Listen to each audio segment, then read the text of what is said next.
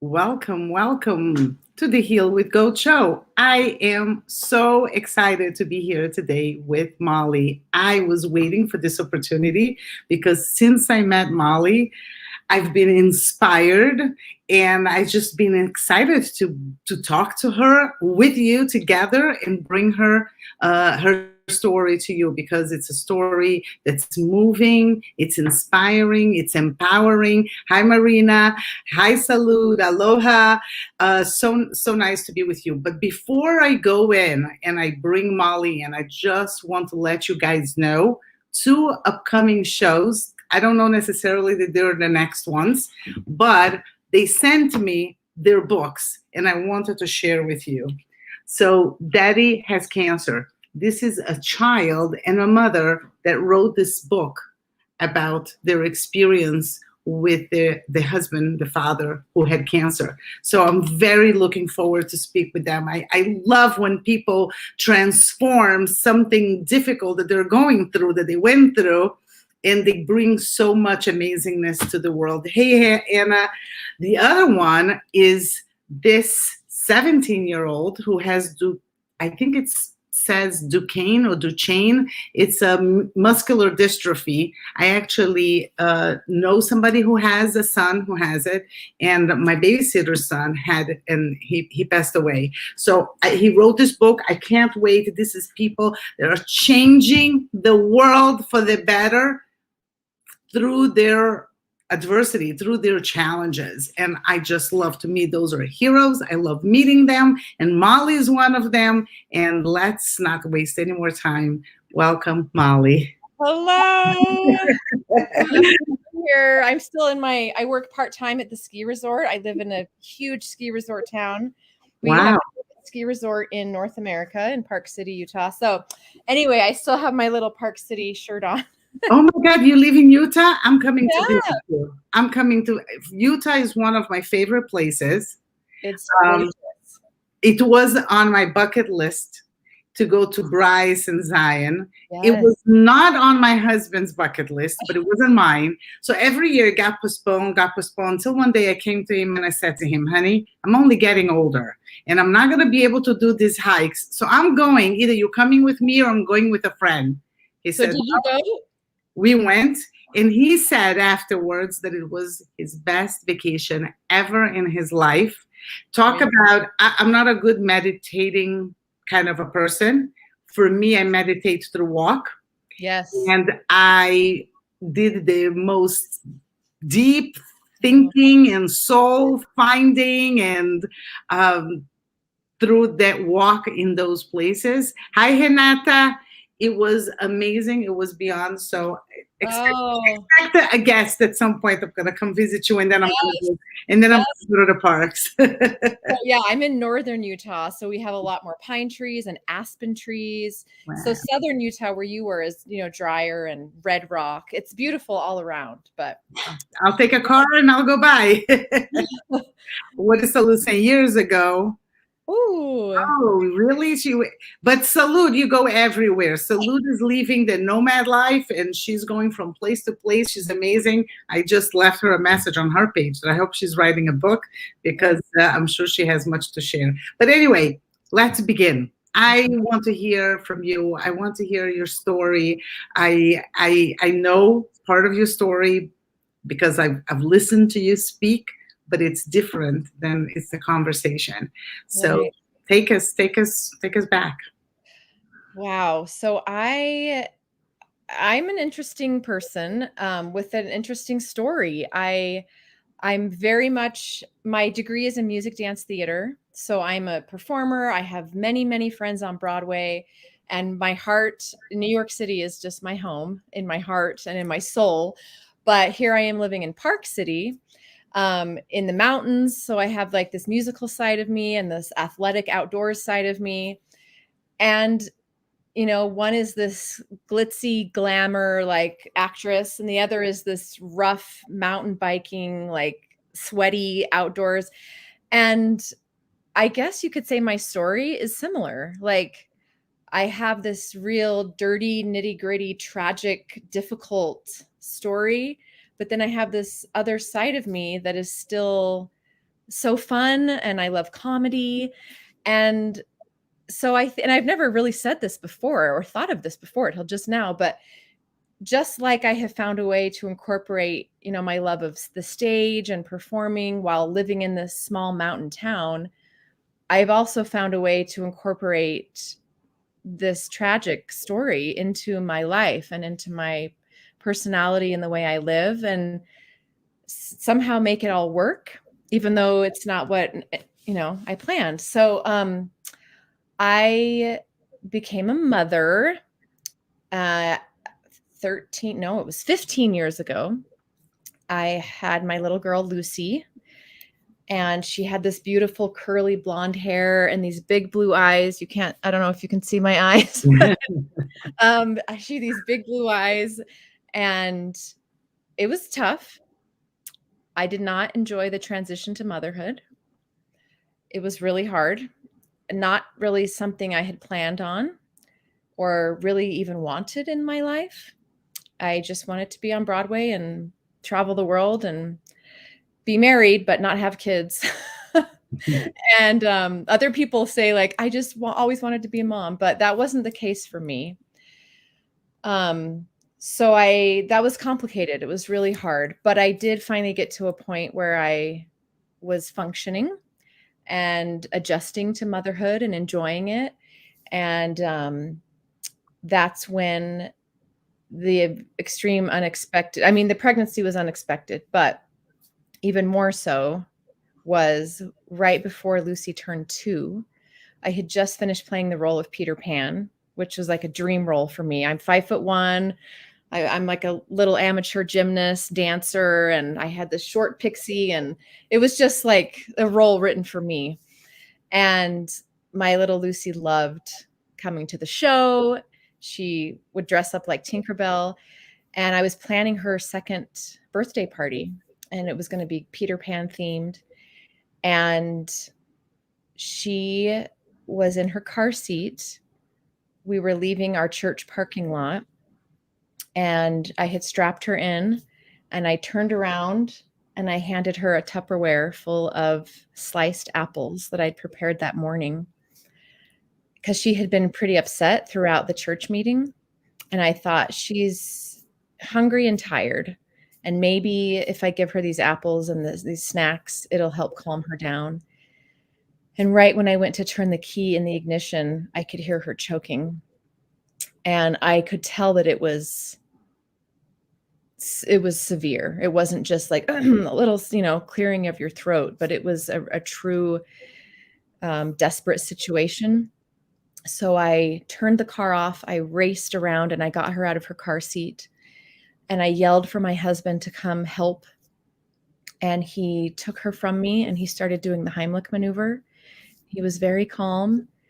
And he told me later, he said, I knew it would be okay, because how could it not be? Just kids choke, kids trip, they fall, but she'll be fine. And she wasn't. She, those big blue eyes just looked at me with this look of panic on her face, like, Mom, help me.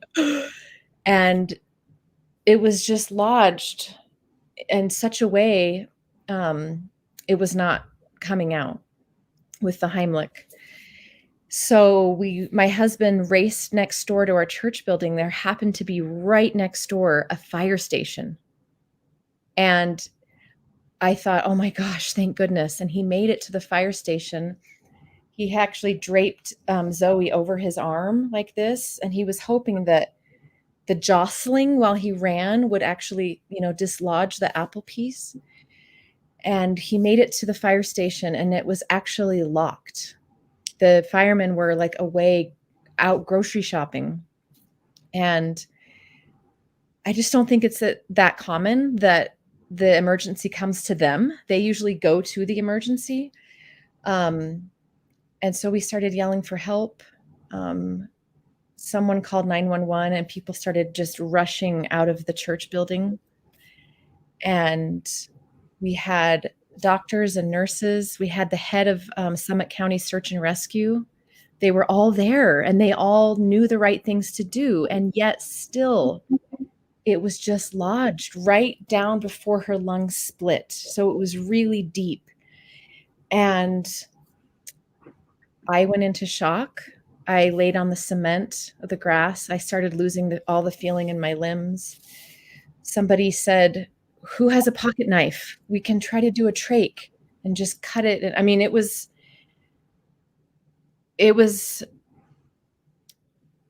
beyond words, to put into words the extreme desperation I felt. I actually started bargaining with God out loud. I said, "Please, please, I will do anything. I will do anything that you ask. I will give the rest of my life to you. I will be better. I could not handle seeing my little Tinkerbell Lucy just dying in front of me, just like that. A perfectly healthy girl that was about to turn 2. She made me a mother, my firstborn daughter. And eventually the paramedics did arrive, and they kind of did this like intubation kind of thing where they pushed the apple piece into one of her lungs so that her airway was no longer obstructed. And right after they did that, a life flight helicopter landed, and they whisked my daughter away. And it truly felt like, I had just played that role of Peter Pan, and I'd been flying across that stage, and it felt like the tech director backstage just put that rope, and I just plummeted to the stage floor. And she was life flighted to the Children's Hospital down the canyon in Salt Lake City. And my husband and his friend drove, and they actually beat the helicopter there. It's a 30-minute drive. They were driving so fast. And when we arrived, I was told she was technically still alive. And I just thought, okay, she's going to make it. She's a fighter. I'm a little fighter. I'm this spicy little, extroverted, sassy thing. And Lucy was the same. And I thought, she's still alive. They're going to go in and get out the apple piece, and she's going to make it.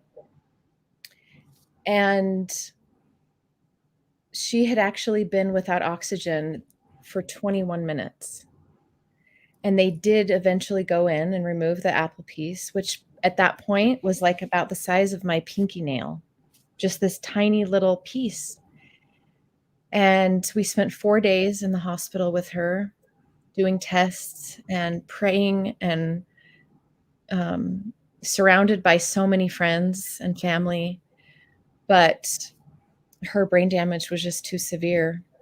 And on the 4th day, we had to wheel her down this hallway, and there's a yellow line on the bottom of the floor. And they said, once you get to that yellow line, you can't cross it. You have to, that's the end. And we had made the decision to donate her organs. And so I crawled into the bed with her, and I just held her in my arms, and she had all these tubes, and one of the physicians, the surgeons had to unplug her and use a hand pump ventilator to keep her heart beating as we walked down the hallway. And we got to that yellow line, and I had to get out of the bed and say goodbye. And her liver went to a 6-month-old baby girl, and her kidneys went to a 35-year-old father with 4 children. Yeah. And then we drove home to an empty house. And the question that I get asked more than any other is just, how did you survive that? How did you survive that? And the only word that comes close to describing that kind of grief is that it's just unspeakable.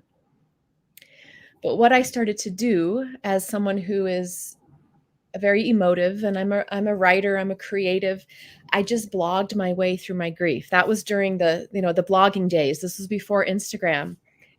And I just blogged and processed and shared. And as I began to speak my unspeakable, it gave other people permission to do the same.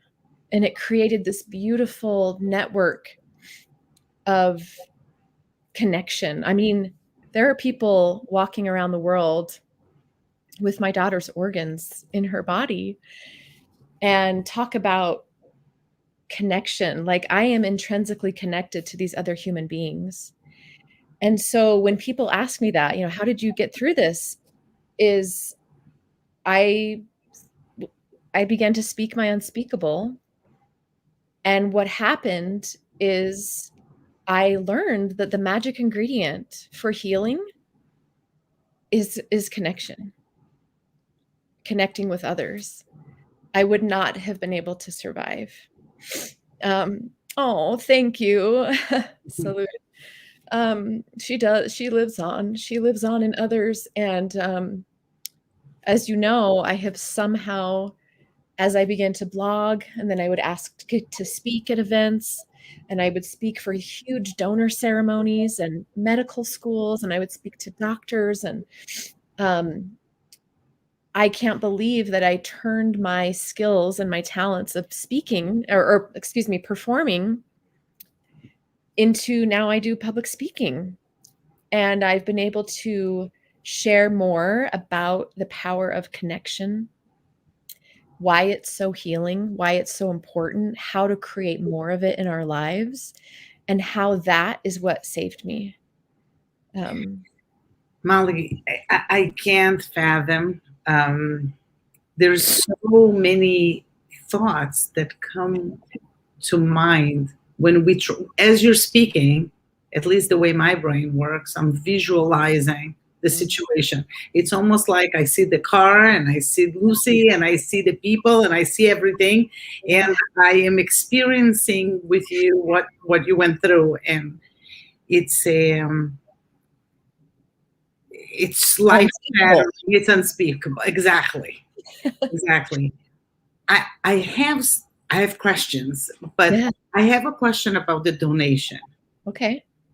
Is that something that, do you have a donor card? Are you a donor? Like, how did did they approach you? How did the conversation come? Because for you, your daughter, you were still praying, right? Your daughter is there connecting to the machines, and the beepings are happening. How did the conversation about donation? You know, I love this question. I've only been asked it a few times. To be honest, it actually goes back to high school. I grew up on the East Coast, but then in high school, my dad took a job directing a collegiate performing group in Idaho, at a small private college in Idaho.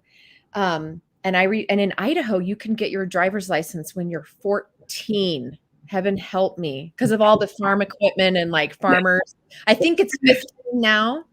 But anyway, I remember getting your license. That's when you're first asked about being a donor. And I remember clearly thinking, well, yeah, if I could save a life, why wouldn't I do it? And I do think I did have my donor card, as you say, is simply just my license. It just says yes. Mm-hmm. So that was there. I had already made that decision for myself, however long before. And then as far as in the hospital, you guys don't know this. None of you here really know me, but my husband and I are very different. I'm a performer. I don't really follow rules. I'm whatever. I do improv. My husband's an attorney. He follows rules. We see the world differently. We have a lot of differing political beliefs. But I have to tell you, when it comes to like deeply important, real things, we have always been on the same page. And somehow in that moment, it was just something we knew. And we did have to be approached by someone. Like, you have to sign forms, you have to be asked, we even had to be told which of her organs were viable. Like, her heart was not viable, but her liver, and like, so we did have to be sat down in a room with this team who were beautiful people. But it was so brought into our consciousness as what we would do before they approached us. It was something we kind of knew without speaking it. So when we were approached, we didn't even have to discuss it. We just looked, and without words, we were just like, yes, we will do that. And my husband's name is Victor. He speaks beautiful Spanish. His undergraduate was in Latin American studies, but he is the whitest white. He's got a red beard. He's white. He says he has an Argentine heart and a Mexican stomach. He lived in Argentina for 2 years, and he just loves the Argentine people, and he loves Mexican food and could eat anything and not get sick. But I tell you that because he actually convinced me to name her Lucia, not just Lucy. We called her Lucy, but her full name was Lucia. Mhm. And she spoke Spanish as well, as much as you can for a 2-year-old. She spoke in Spanish. Mhm. And both of her organ recipients were Hispanic. Wow. And he's like, I told you she was Hispanic. You know, she was Latin. And so yeah, it was just something we knew. And you know, there's a man named David Kessler. He does a lot of grief work, and he's written a lot of books, and he worked directly with Elizabeth Kubler-Ross. Mhm. And he has introduced to the world a new stage of grief, a sixth stage. Have you heard about that? No? Yes, he says that the sixth stage of grief is meaning, finding meaning. Mm. And that decision to donate her organs was the first step of many in us finding meaning in her death, Mhm. which isn't to be confused with finding a reason. You know, Right. the reason is things happen. We live in a fallen world. We have bodies. People choke, people get sick, people get cancer. Like, that's the reason. But the meaning is something that you find. It's a personal journey for everyone. Correct. So yeah, that was the first step in us finding meaning. And then subsequently for me, it's not the same for everyone, but as an actress, to turn to public speaking for me and doing things like this and writing my book, which isn't done yet. That's my ADD talking, but is all part of the beautiful finding meaning. And so Wow. As far as the trauma, because I think that the event is a very traumatic one. I think that there's all kinds of adversity. There's all kinds of challenging. And I always say there's no comparison in the how hard each person, right? For him, the adversity that he goes through, that's the hardest one. that's right. But I think that your story is one of trauma. It's a traumatic experience. It took time. You're witnessing something that you can't. It's like a nightmare. It's those nightmares that you're running, right? Yes. You can't change it. And I'm just thinking about things that could connect to the trauma, right? Apples could be triggering, Peter Pan could be triggering, church could be triggering, I don't know, firemen could be triggering, I don't know. Oh, you're right. How have you dealt with those things? Because you went on living and surrounded by triggers to the most difficult event of your life. How do you handle those triggers? Because so many of us, we're triggered. How did you handle your triggers? Wow. Well, first of all, I love that you acknowledge how traumatic it is. I do think there is no Richter scale, for grief. It's not like the Grief Olympics or who. And I also loved, it finally clicked and made sense to me when I heard Brene Brown talk about, like, when we fail to acknowledge the grief that we are experiencing because we think it is less than others, that is a huge disservice. Exactly. And what happens is then we tend to disqualify and overlook the pain in others because we have done it to ourselves. Yes. So even if you haven't lost a child as the ultimate loss and trauma that a human could experience, that doesn't mean you don't deserve to grieve and acknowledge and suffer and go through the work of your own trauma. Mm-hmm. But that being said, anyway, I'll tell you that I actually got pregnant 6 or 7 weeks after Lucy died. And we had a little boy, Mhm. and then we named Peter.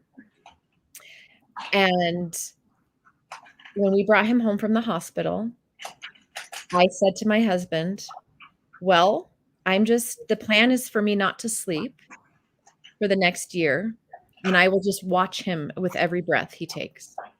That was on day 3 of his life. And my husband was sleeping in the guest room at the time because he still had to, like, get up and go to work or something, and he needed to get rest while I was breastfeeding, and because, #men. Mm, anyway, and I went in his room and I told him that. I'm like, "I'm not gonna sleep. He could die. I have to watch him breathe." And he looked at me and he said, "You know what, Molly? If God's gonna take him, he's gonna take him. You need to sleep. Go to bed." And I wasn't offended. I wasn't like, "You jerk, like, you need to help me." I'm like, it was like exactly what I needed to hear. He gave me permission. He made me realize once again, like, as if I didn't realize it before, like, I'm not in control. I have to sleep. I'm a mortal human. I have to trust that, whatever, there's a plan, or maybe there's not, but I gotta sleep. And as long as I'm not neglecting him, and I'm telling you, from that moment on, I surrendered. I mean, I still grieved, I still had pain, I still buckle my kids in car seats, I still cut up their food so they don't choke, I teach them how to swim, but there's this strange sense of freedom that comes when you have lived through the unimaginable, where you just say, "Okay, like, I surrender. I have survived this. I can be smart about my choices, but I don't even have the energy to live in that fear and that constant state." And somehow I have been able to just trust again and live again, and I don't know. My husband's helped a lot with his, black or white thinking and just like, "This is how it is." Um, so yeah, it's taken a lot of therapy and, and a lot of trauma work and just overall surrender, which I think we're all searching for as humans, right? Yeah. So yeah, it's been wild, but so beautiful too. Like I I get to live in this other portal of humanity. You know how you live your life before you have kids and you think, "Oh, this is what the world is like." And then you have a child and you're like, "Whoa, no, no, no. This is what I had no idea." But then to lose a child is another whole realm that is actually beautiful because you learn how precious life is, how precious humans are, how important connecting is, and you are unafraid to share your trauma and your story because and then other people share with you, which kind of goes back to how I started this. And so you just get to live on this deeper, more meaningful plane of existence that I wouldn't wish for anyone, but I have found a way to finally be at home in that place. And it's really special. So you have two sons, right? No, I had Lucy, and Uh-huh. then we had Peter, but then I had another little girl, Oh, a little girl. and she was due on Lucy's birthday, Oh my God. but she came 5 days early, so her birthday's June 5th, and Lucy was June 11th. And she looks just like Lucy, but she has red hair. She has her own beautiful red hair, and we named her Zoe June. Um, and Zoe means life, and Lucy means light, and they share that birth month together. Do So you talk to them about Lucy? Do they? oh, absolutely. They draw family photos. They always draw her in there. We go to the cemetery and have picnics. We have all of our other friends who've lost children, that they get to meet. They know that we talk about hard things. They know about loss. They know about the importance of loving other people, and it's really such a gift. It is. It's a situation that I'm speechless. It is unspeakable because I can't even imagine. I can't even imagine how you embrace the situation with such beauty and dignity, and you're using your story to help other people. You know, I've interviewed women that went through adversity and literal tragedies, but are thrivers. They're all women who are, like you, successful, going on with life. And all of them, without exception, said that things became better when they used their experience to make the life of others better, right? They got the wisdom and the knowledge and the experience. And once they were open to share their experiences with the world and use it for good, Yep. when they got that meeting, it was that final transition from a victim to a survivor to a thriver. Yes. It was that ultimate gift. It's been an ugly, it was not easy. Not easy at all. Oh, here comes my little Zoe June. Hi, I'm interviewing on a podcast. I'm telling them about Lucy. Would you like to say hi? Hi, how are you? My Zoe June. Hi, Zoe. Hi. I love your hair. So beautiful. Am I on a podcast right now? Yeah, you're on live. You are live. You asked me if I ever talked to you about Lucy. Yeah, a lot. She sleeps with Lucy's baby blanket, and I'll go grab them. and Lucy's, somehow she, without me telling her, her favorite stuffed animals were Lucy's, including this lion that she named Lucius, which is the male Lucy. Yeah. And she sleeps with them every night. Does it help you feel like? Oh, look at that! And you kept it in very good shape. Kind of. I washed and dried him, and his mane got all No, matted. that was the babysitter. Oh well. Oh, look at that! I like it. Is it a zebra? What's that? Giraffe. That was Giraffe. on her first birthday party. Her only birthday party. We never thought she'd only have one birthday party. Oh, okay. There's more. Okay. So Zoe, what have you learned about what's it like to have a sister It's who died that you never met? sad. Is it sad? Hard. Is it hard? Yeah. Is there anything good about it? No. No? Have you learned anything? But Zoe, your mommy is helping so many people that lost their children, and they're seeing that your mom is productive and had more kids and is continuing on, and they're getting so much hope from your mom. So can you imagine how many families are, they're bringing Lucy into their homes because that story is helping them go on. Isn't that neat? Yeah. Lucy, Like watching this right now. there's a lot of people watching this right now. Yeah. I bet they're laughing. And look at that. Marina is saying that you're beautiful. Aww. Thank you. And Salud is saying enthusiasm is wonderful. And Pam is saying, how old is Zoe? Oh, I'm 9. She is 9, and Peter is 12, almost 13. Wow, big kid. Yeah. Oh, thank you, Zoe.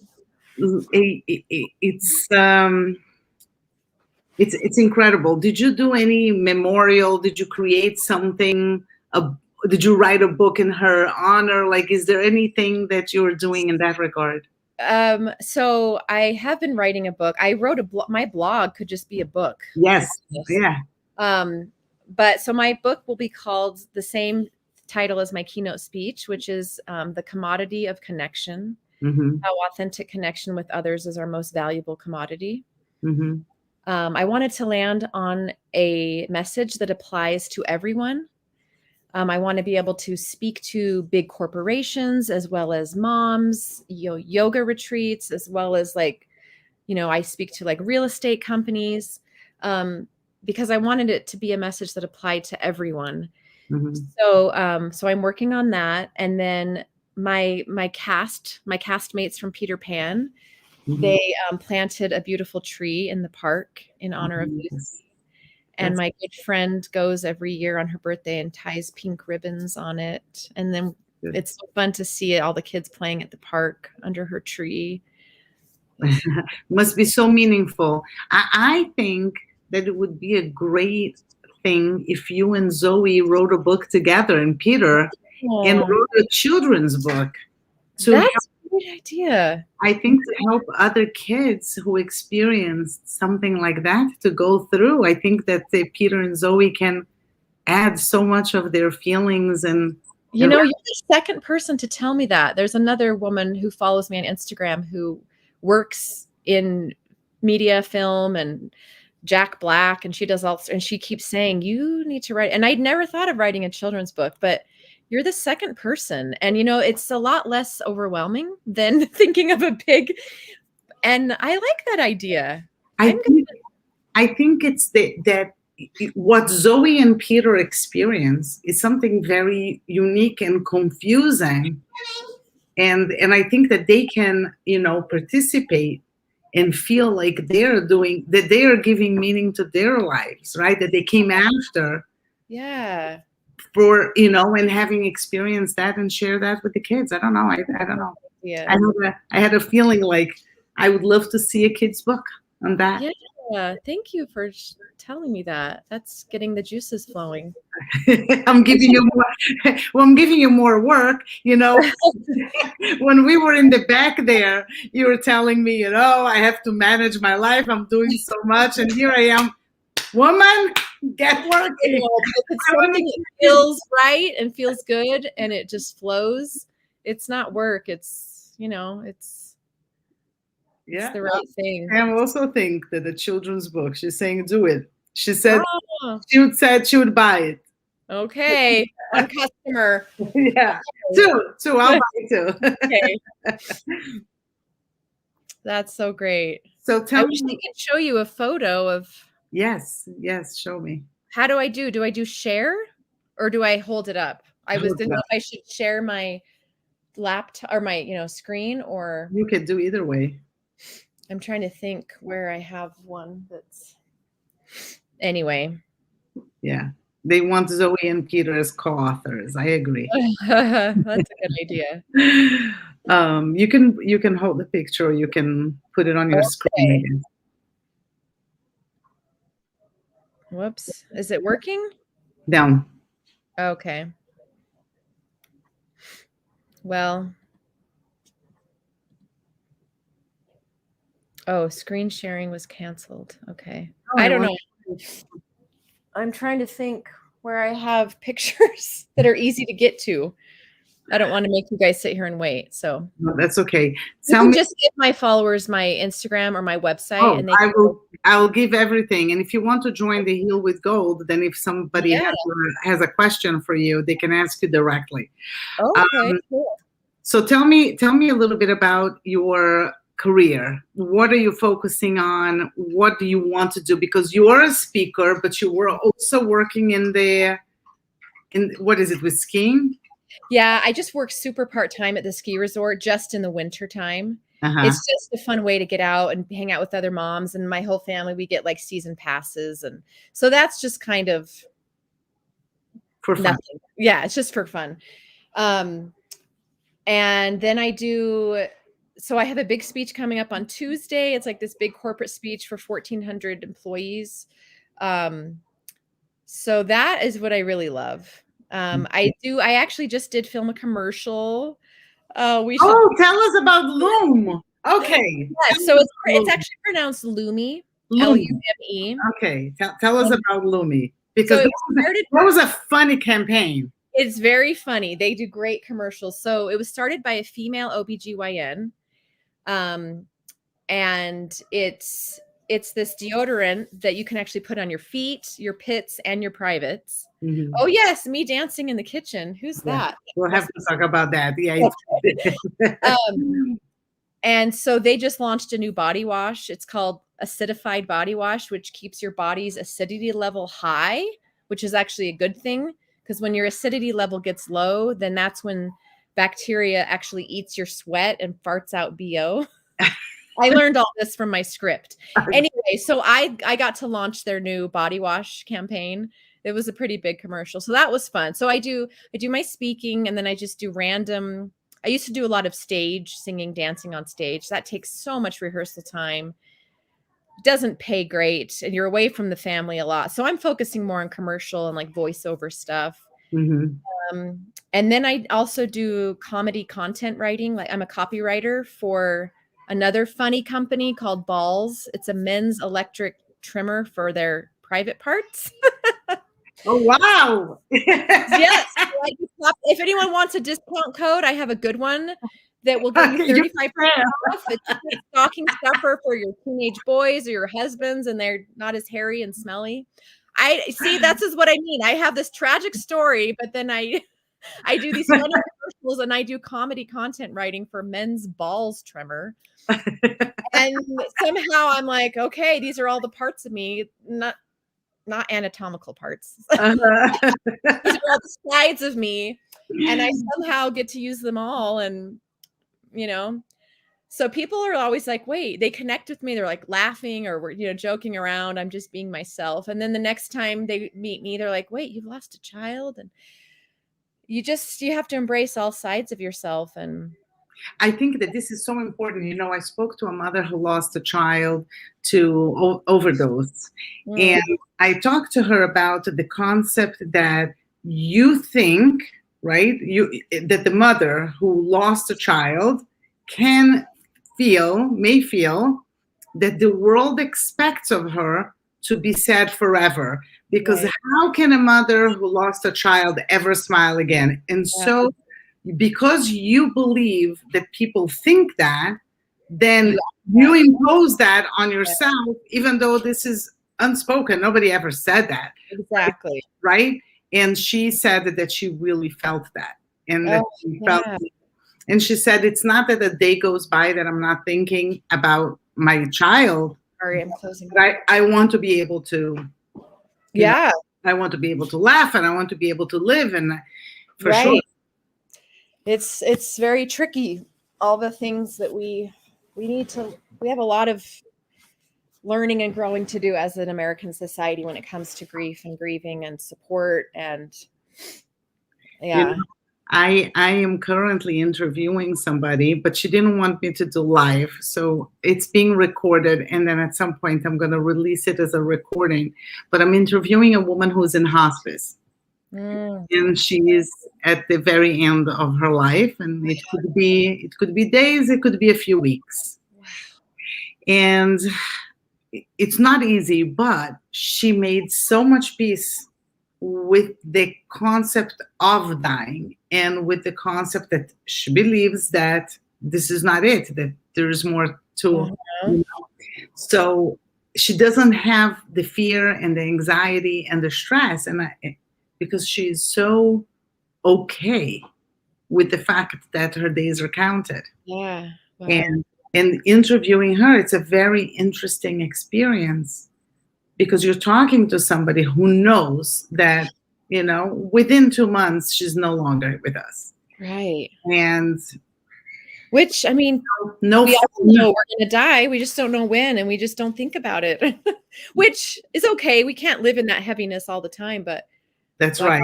Wow. And then Marina is saying, I can't wait. And Marina is the person who told me about her. Yeah, she said you should interview her. She's an amazing person. And I will bring a lot of information. I managed to get one of the books that she wrote. It was out of print, but I managed to get one of her books, 450 pages, and it didn't finish. So I told her, I said, Anna, come on, you have to give me more. Yeah, wow. You can't leave this world until you tell me what happened next. Wow. But I think that because she's so accepting of it, but the amazing thing is, right, the big point in that situation and in your situation shares that is being able to live life, continue living life, knowing that, yeah, there is a stress or there is a something sad, but that doesn't mean that you need to live in fear and constant trauma and right? That you can have a productive, beautiful life with meaning, that you can Yes. help other people, that you can keep making connections. And by the way, what you talked about connections, it's so true. It's so true.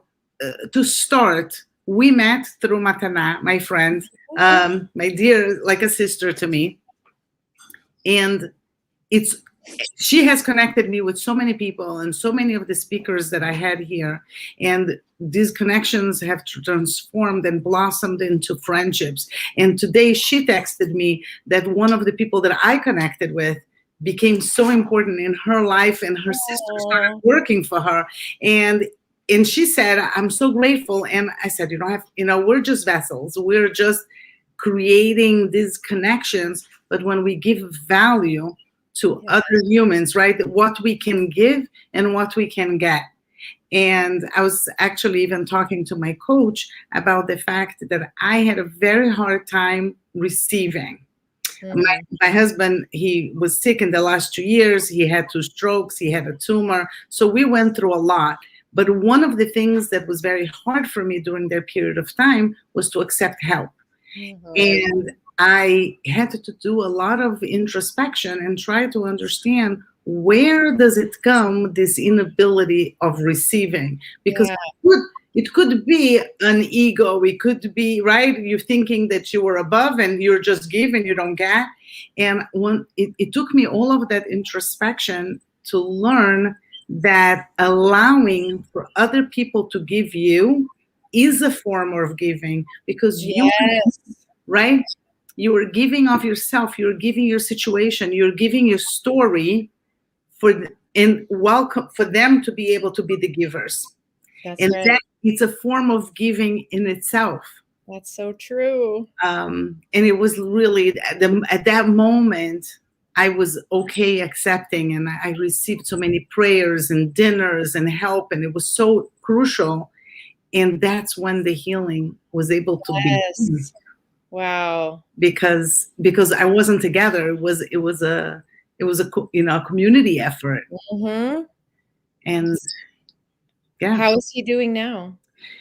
He's stable. He's stable. Once we removed the tumor, which was a very rare tumor in the adrenal gland, so they had to take out the adrenal gland. But so he's stabilized, but the damage of the stroke is the damage of the stroke, and it takes time and effort and work. And a lot of the people in this community, Salud, she lost her husband who had a stroke, and Marina, she had a stroke and she lost a family for the stroke. And we have other people here that is a community a lot of people had experienced as a caretaker or as a patient.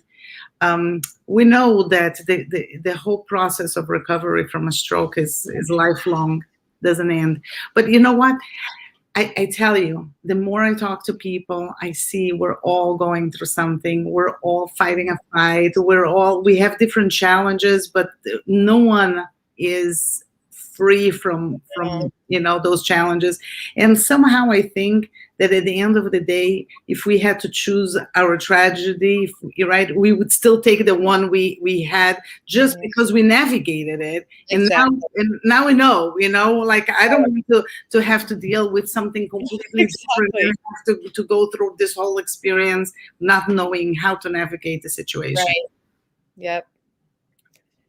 Oh. So what's next? You're going to continue with the speaking and the comedy and finish my book and maybe do a children's book. Yes. Do a children's book instead of my book. Maybe that will come first. Yeah, I actually really like that idea. And if we ever get the snow that we usually get, I'll be skiing soon. We don't have enough snow yet. And tell me about your dances, because you did dances on your Instagram. Tell me about that. Yeah. So this is part of this is a good way to end. It's joyful. So I, as a dancer and just silly person in general, I was in my kitchen one day and I was dancing, and I just thought, I'm going to post this on Instagram because why not? And I was full on, like, the kitchen counter, and you go behind it, and you look like you pretend like you're going down pretend stairs, and just like, just goofy stuff. So I did, and I posted it, and I had a friend from college who I used to perform with, and she messaged me, and she's like, "You are so dumb. I love it. I'm laughing at you. You're so stupid." And I'm like, "Oh, stop. Thanks." And she said, "No, my kids and I are sitting on the couch. We're all cuddled together, and we're watching you be a total fool, and we're laughing at you." And I'm like, "Oh, are you now? Okay." And it totally gave me this idea. So I did another dance, but I tagged her. I was like, "This is dedicated to Janique and her friend, her kids." And she wrote back again and was like, "They loved it. They felt so special." And so it gave me this idea. I'm like, you know what? Life is so hard for everyone. And the fact that I even am able to dance again and feel joy again is a miracle. It's a miracle. So I had this idea that I thought, I'm going to do this more. I'm going to just be myself, be silly. And so I asked my followers, I told them, I'm going to do this thing. I'm going to call it Positive Pants Dance. So every Thursday, I have a Positive Pants Dance party on my page. And my followers message me something positive that happened in their life that week. Like, I don't know, whether their kid got a good grade at school or they got a new job or whatever it is. And I tag them and I dedicate it to them, and I do a little positive pants dance for them.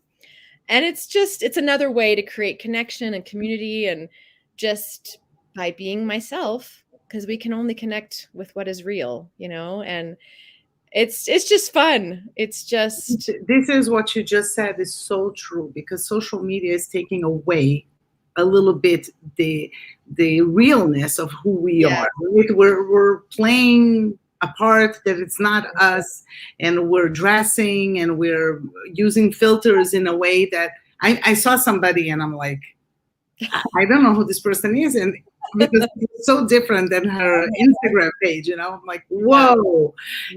One thing I've never understood, the concept of you wanting to look better online, and then people see you in real life and have a shock. Like, exactly. Don't you want to look better in real life? Exactly, that's true. So I never got that. But I know. The only comment I ever get from people, they're like, "You are much smaller than I thought." Yes. Why do you think my name is Smalley Spice on Instagram?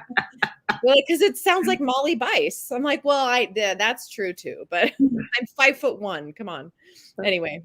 Yeah. So. Yeah.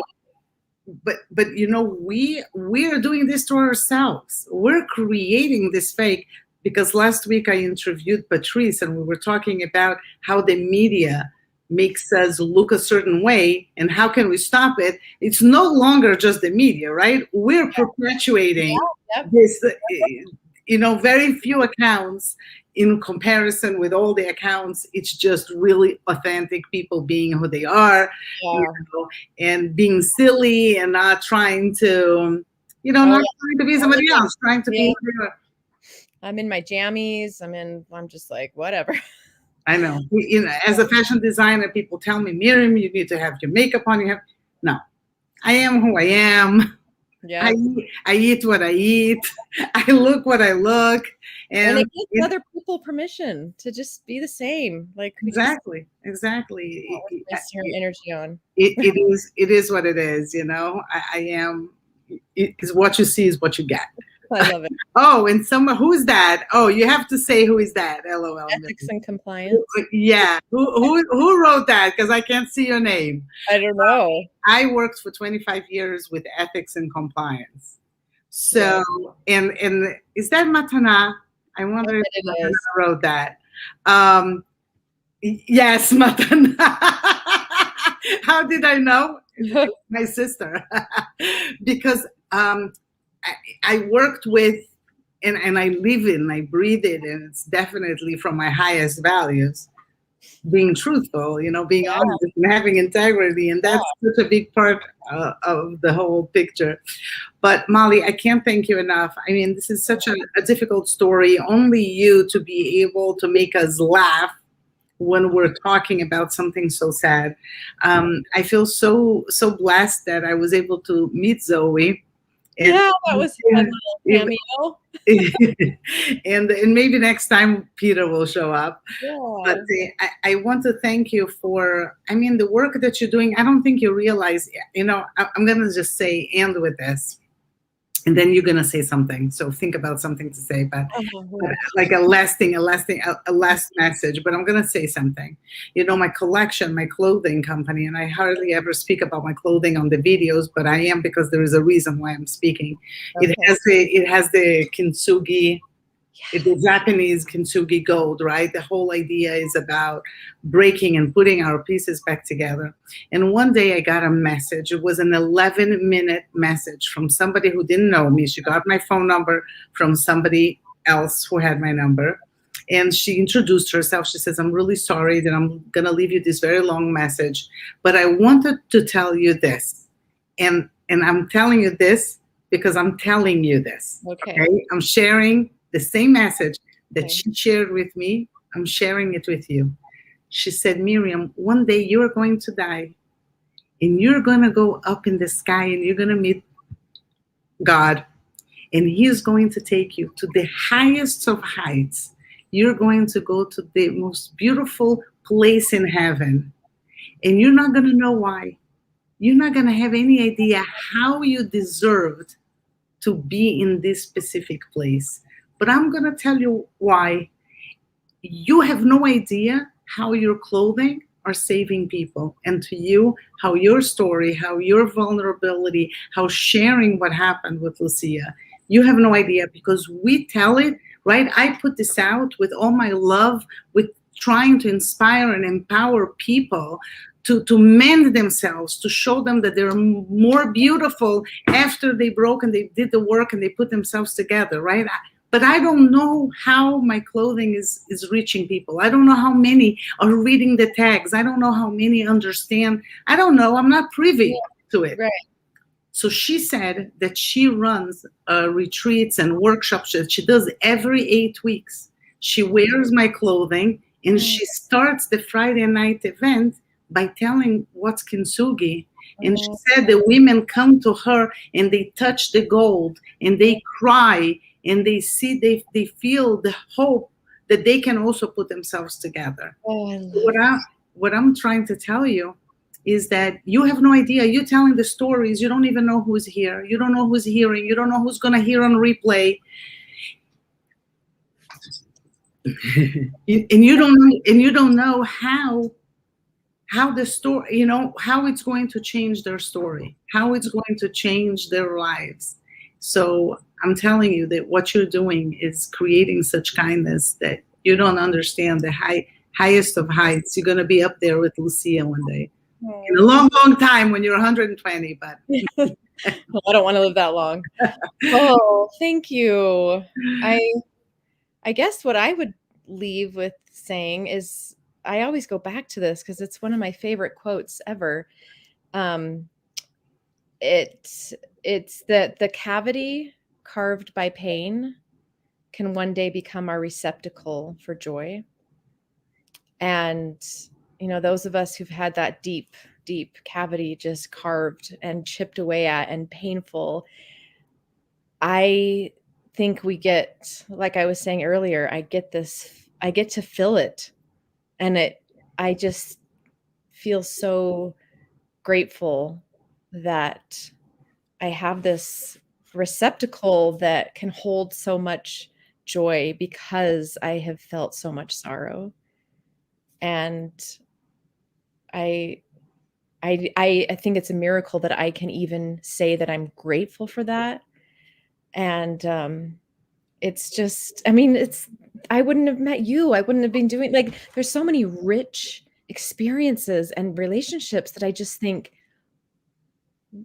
how would I be living? Would I be living in this one-dimensional, I got to get this new car. Not that life is not great or meaningful for others who haven't experienced it, but I don't know. I just wonder. And I'm grateful that I acknowledge that, and just those small moments of life of Christmas morning or skiing or going out for breakfast with my kids, and I just look at my husband, and it's those little moments that we just look at each other, and it's like that organ donation thing. We don't say anything, but we just know, or we just both cry, and we just know, like, this is not the miracle we wanted, but it's the miracle we have, and it's amazing.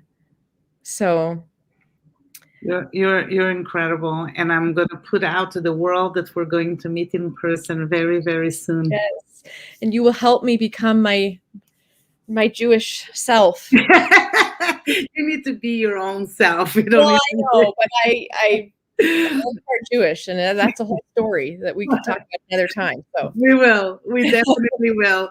To all my Heal with Goat people, thank you so much for being here. Anybody who is watching us from any of the other platforms, I ask of you a favor to share this video. Share it with your pages, because you have no idea who you're going to help. You don't know which mom needs to listen to this and see the hope and see that there is joy after adversity. So please, yes. If you're in Heal with Gold and you can't share, go to my personal page, share this video with other people. It's not about the likes and the comments. I don't care about any of that. It's about one person that needs to hear this message, and that we manage to share that with them. Thank you again. I'll see you next week. All my love. Bye. Thank you. Bye, everybody.